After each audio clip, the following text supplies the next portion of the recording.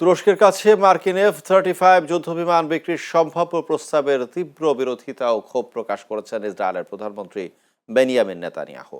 তিনি সিএনএনকে দেয়া এক সাক্ষাৎকারে সতর্ক করে দিয়ে বলেন, তুর্কির প্রেসিডেন্ট এরদোয়ানের মুসলিম ব্রাদারহুড দ্বারা সংক্রমিত শাসন ব্যবস্থাকে আধুনিক বিমান দিলে মধ্যপ্রাচ্যের সামরিক ভারসাম্য ধ্বংস হবে।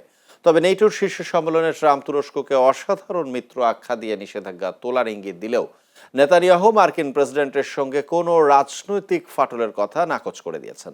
এদিকে আমেরিকা ইরানের বর্তমান যুদ্ধবিরতি চুক্তির সরাসরি সমালোচনা না করলেও যুক্তরাষ্ট্রে ইসরায়েলের প্রতি ডেমোক্র্যাটদের সমর্থন হ্রাসে ক্ষোভ জানান নেতানিয়াহু।